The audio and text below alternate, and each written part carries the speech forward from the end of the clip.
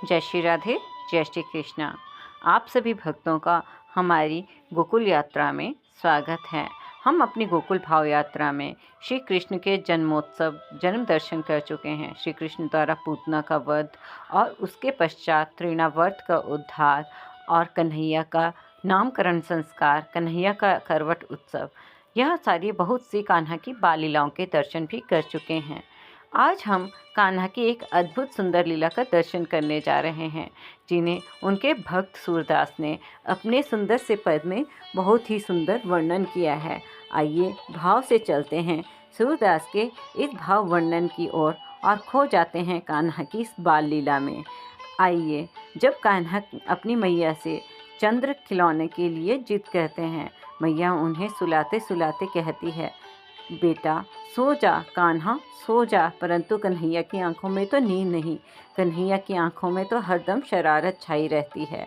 कभी नंद बाबा की दाढ़ी पकड़ते हैं तो कभी माँ की चुटिया, कभी चारपाई के नीचे चले जाते हैं, कभी नंद भवन में इधर उधर दौड़ते हैं।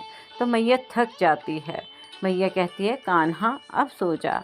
मैया लोरी गाती है, पर कन्हैया की आंखें फिर भी बंद नहीं होती। तब मैया उन्हें बहलाने के लिए चंद्रमा को दिखाती है। देख कान्हा, कितना सुंदर चंद्र खिलौना है।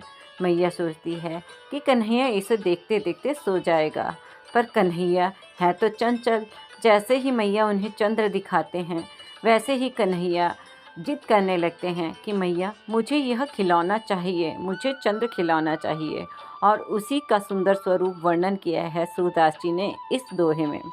मैया मैं तो चंद्र खिलौना ले हूँ, जे हों लौटी धरनी अब ही तेरी गोद न आई हूँ। कन्हैया कहते हैं कि मैया अब तो मुझे ये चंद्र खिलौना चाहिए। अगर तुम मुझे यह न दोगी तो मैं धरती पर ही लौटता रहूँगा। मुझे तो यह चंद्र खिलौना चाहिए। सुरभि को पे पान न करी हूँ, बेनी सिर की न गुनही हूँ। हवे हो पूत नंद बाबा को तेरा सुत न कहे हूँ। अब कन्हैया आगे जिद करते हैं कि मैं अब सुरभि का दूध भी नहीं पीऊँगा और अपनी सिर की बेनी भी नहीं गुंदवाऊँगा। तब यशोदा मैया उन्हें कहती है, जाओ जाओ, तुम नीचे लौटोगे तो गंदे हो जाओगे, धूल से धूसरित हो जाओगे और सभी तुम्हें सूकर कहेंगे। और अगर तुम सुरभि का दूध पाने करोगे तो तुम्हारी चोटी बलदाऊ की चोटी से छोटी रह जाएगी। अब कन्हैया मन ही मन सोचते हैं कि मैया तो डर ही नहीं रही, मैं मैया को धमकी भी दे रहा हूँ। अब कन्हैया आगे कहते हैं, हवे हो पूत नंद बाबा को तेरे सुत न कहे हों। अब कन्हैया ऐसी बात कह देते हैं कि मैया को उनकी बात माननी पड़ती है, उन्हें मनाना पड़ता है। कन्हैया कहते हैं कि मैया अब मैं कल सभा बुलवाऊंगा और उसमें कह दूंगा कि मैं यशोदा का पुत्र नहीं, मैं तो केवल नंद का छोरा हूँ। यह सुनते ही मैया का हृदय पिघल जाता है।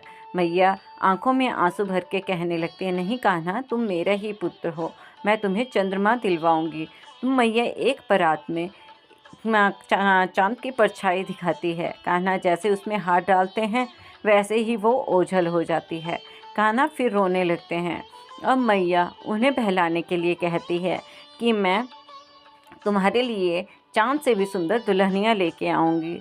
अब कन्हैया उसके लिए ही जिद करने लगते हैं, आगे आओ बात सुनी मोरी, बलदेव ही न जहियो, हंसी समझाती कहत जसुमती, नई दुल्हनियाँ दे हों।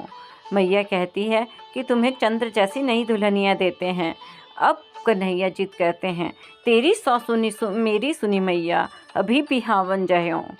कन्हैया कहते हैं, मैया तेरी सौ, अब तो मैं अभी ब्याह करने जाऊंगा और चांद जैसी सुंदर दुल्हनियाँ लाऊंगा। सूरदास हवे कुटिल बाराती गीत सुमंगल गए हों। कहते हैं कि सारे मेरे ग्वाल बाल बाराती बनकर जाएंगे और सुमंगल मंगल गीत गाएगा।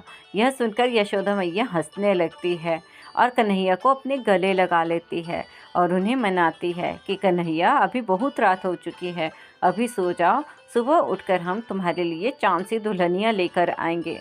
तब कन्हैया अपनी आंखें बंद करते हैं और अपनी चांद सी दुल्हनिया के सपनों में खो जाते हैं और सो जाते हैं। इस प्रकार सूरदास ने इस दोहे में बहुत ही सुंदर कान्हा की लीला का वर्णन किया है। आपको यह वर्णन कैसा लगा? यदि पसंद आया और आप भाव यात्रा में कन्हैया की इस बाल लीला का दर्शन कर पाए तो कृपया इस वीडियो को लाइक करें, अधिक से अधिक शेयर करें और हमारे चैनल को सब्सक्राइब करें। जय श्री राधे, जय श्री कृष्ण।